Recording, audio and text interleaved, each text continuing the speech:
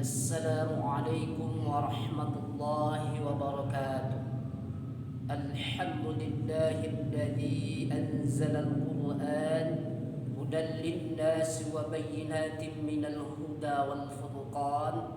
Ashhadu an la ilaha illallah wahdahu la syarika lah wa ashhadu anna Muhammadan 'abduhu wa rasuluhu la nabiyya ba'dah. Puji syukur kita ucapkan kehadirat Allah Subhanahu wa taala yang telah melimpahkan rahmat dan nikmat-Nya kepada kita semua sehingga hari ini kita masih bisa beraktivitas seperti biasanya. Kemudian salawat dan salam kita curahkan buat qudwah dan uswah kita, yakni baginda Nabi besar Muhammad sallallahu alaihi wasallam. Allahumma shalli ala Muhammad wa ala ali Muhammad. Bapak-bapak, ibu-ibu, kaum muslimin dan muslimat yang dirahmati Allah. Islam adalah agama yang sempurna, agama yang kafah. Tidak ada lagi agama yang lebih sempurna daripada Islam. Sehingga kita sampai sekarang masih melihat walaupun Islam itu sekarang mungkin secara kualitas berkurang, tapi secara kuantitas bertambah. Jadi apa yang harus kita lakukan sebagai seorang Islam, seorang Muslim? Allah berfirman dalam surat Al-Baqarah, A'udzu billahi minasyaitonir rajim. Bismillahirrahmanirrahim.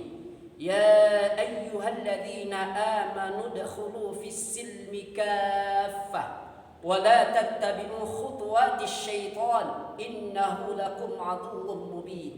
Kata Allah, hai orang-orang yang beriman, masuklah kalian ke dalam Islam itu dengan sempurna, dengan menyeluruh, dan jangan kalian ikuti langkah-langkah syaitan. Sesungguhnya syaitan itu adalah musuh yang nyata bagi kalian. Bapak-bapak, ibu-ibu, kaum muslimin dan muslimat yang dirahmati Allah.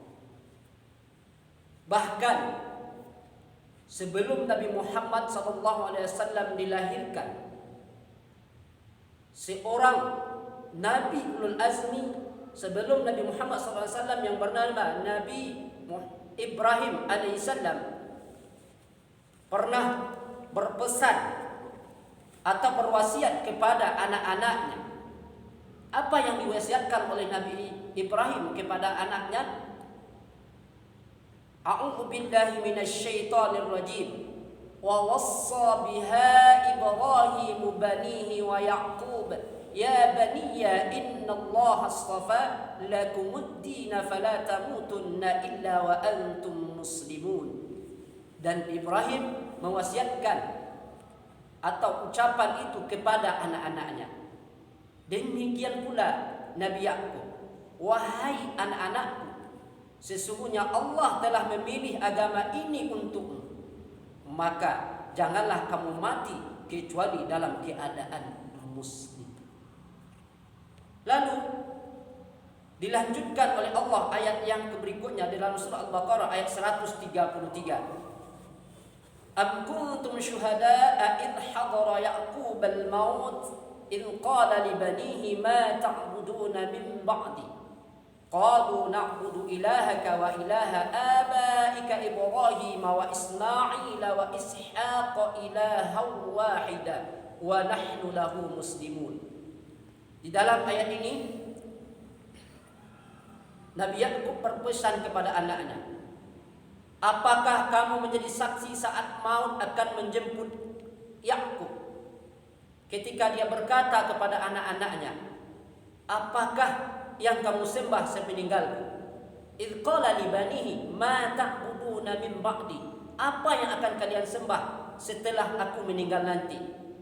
Mereka menjawab, qalu na'budu ilahaka wa ilaha abaika Ibrahim wa Ismail wa Ishaq ilahan wahida. Kami akan menyembah Tuhanmu dan Tuhan nenek moyangmu, yaitu Nabi Ibrahim alaihissalam, Ismail, Ishaq, yaitu Tuhan yang Maha Esa. Wa nahnu lahu muslimun, dan kami hanya berserah diri kepadanya, yaitu Allah. Artinya apa? Seorang nabi saja, Nabi Yakub, dia berpesan kepada anaknya, bukan ma ta'kuluna min ba'di, bukan ma ta'kuluna min ba'di, apa yang akan kalian mati setelah apa yang akan kalian makan setelah aku meninggal nanti. Bukan itu yang dipesankan oleh Nabi Yakub kepada anaknya, tetapi Nabi Yakub berpesan kepada anaknya, ma ta'buduna min ba'di, apa yang akan kalian sembah setelah aku meninggal nanti. Jadi kaum muslimin dan muslimat yang berbahagia rahimakumullah, sudah sepantasnya lah Islam itu kembali kita jayakan, kembali kita bangkitkan. Dengan cara apa? Tidak ada, tidak lain, tidak bukan, kita kembali lagi back to Quran, kembali kepada Al-Quran, kembali kepada hadis yang disampaikan oleh Rasulullah SAW. Kenapa demikian? Di situ sudah diajarkan, sudah dituliskan, dan sudah dicontohkan oleh Rasulullah SAW bagaimana cara berislam yang kafah itu. Mulai dari hal yang terkecil, masuk WC, masuk masjid, masuk rumah, keluar rumah, pergi berjalan, naik kendaraan, makan, tidur, semuanya sudah diatur oleh Islam melalui Al-Quran dan hadis.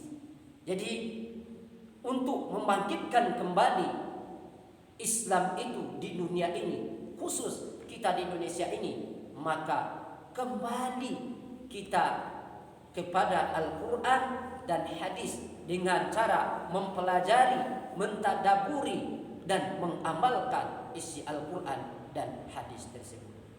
Mungkin itulah yang dapat kami sampaikan pada kesempatan kali ini. Mudah-mudahan ada manfaatnya, terutama bagi kami yang menyampaikan. Terlebih dan kurang, mohon maaf, minta ampun kepada Allah Subhanahu wa taala, minta maaf kepada manusia jikalau ada kesalahan.